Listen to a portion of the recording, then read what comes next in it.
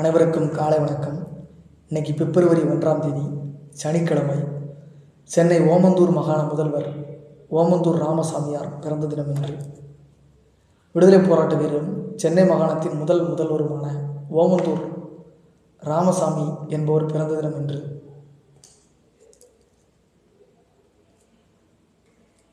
Date of birth 1895 பிறந்திருக்காரு. கரெக்டான date of birth தெரியல, ஆனால் வருஷம் மட்டும் 1895. திண்டிவனம் அருகே உள்ள ஓமந்தூர் கிராமத்தில் பிறந்தவர். தமிழகத்தில் குடியேறிய தெலுங்கு குடும்பத்தைச் சேர்ந்தவர். வால்டர் ஸ்கட்டர் பள்ளியில் படிக்கிறார். சட்டம் பயின்றவர். மிக இளம் வயதிலேயே சுதந்திர போராட்டத்தில் ஈடுபட தொடங்கிவிட்டார். இந்தியா சுதந்திரம் பெற்றவுடன் ஹைதராபாத் சமஸ்தானத்தை இந்தியாவுடன் இணைப்பதில் பெரும் பங்காற்றினார்.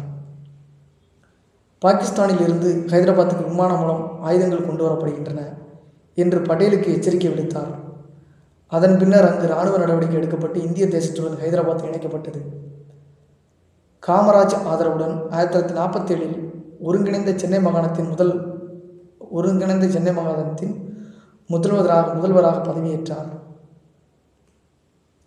சட்டத்துக்கு முன் அனைவரும் சமம் என்ற எண்ணம் கொண்டவர். விவசாயிகள் மற்றும் எளியவர்களின் முன்னேற்றத்துக்காக சிந்தித்து பல முனைப்புகளை தொடங்கியவர்.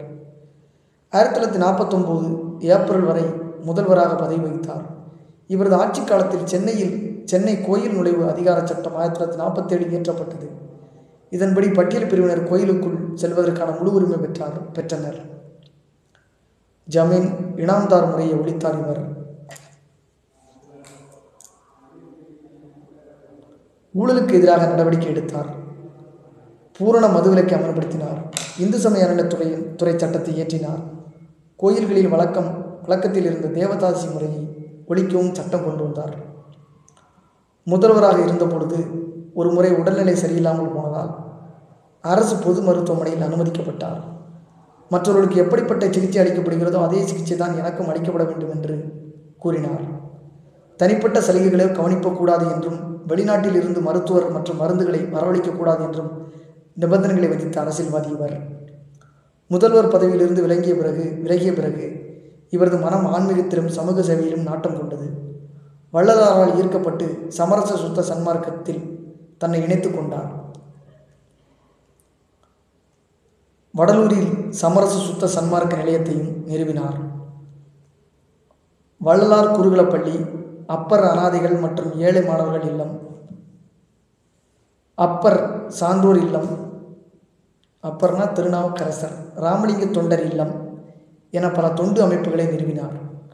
எதையும் வெளிப்படையாக பேசும் துணிச்சல்காரர், சிறந்த எழுத்தாளர், ராஜதந்திரி, சமூக சேவகர், நேர்மையும் துணிச்சலும் மிக்க கரைபடாத அரசியல்வாதியாக போற்றப்படும் இவர் 1970ஆம் ஆண்டில் தனது 75 வயதில் காலமானார். 75வது வயதில் காலமானார். இவரது நினைவாக சொந்த ஊரில் மணிமண்டபம் கட்டப்பட்டிருக்கிறது. இவரது தபால் தலையும் வெளியிடப்பட்டிருக்கிறது. சென்னை மாகாண முதல்வர் ஓமந்தூர் ராமசாமியார். பிப்ரவரி 1 இன்னைக்கு சனிக்கிழமை. இன்னைக்கு தான் இந்தியாவோட பட்ஜெட் வரவு செலவு கணக்கு தாக்கல் செய்யப்பட்டது. இவர் திண்டிவனம் அந்த ஊரில் பிறந்திருக்கிறாரு.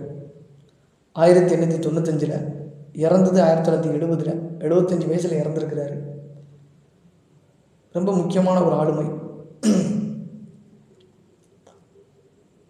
1947 காமராஜ் ஆதரவுடன் சென்னை மாகாணத்தின் முதல்வராக பதவியேற்றார்.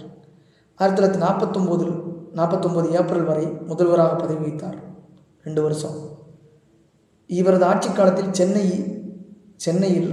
சென்னை கோயில் நுழைவு அதிகார சட்டம் 1947 இயற்றப்பட்டது. இதன்படி பட்டியல் பிரிவு மக்கள் மற்றும் பட்டியல் பிரிவினர் கோயிலுக்குள் நுழையலாம் அப்படின்ற மாதிரி ஒரு முழு உரிமை பெற்றனர்.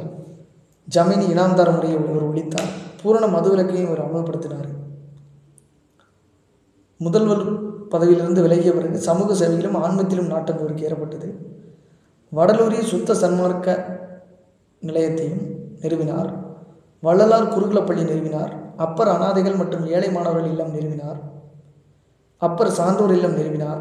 ராமலிங்க தொண்டர் இல்லம் என பல தொண்டு அமைப்புகளையும் நிறுவினார். இவரை சந்தித்த மகிழ்ச்சியோட இந்த நாள் இனிதே நிறைவு பெறுகிறது.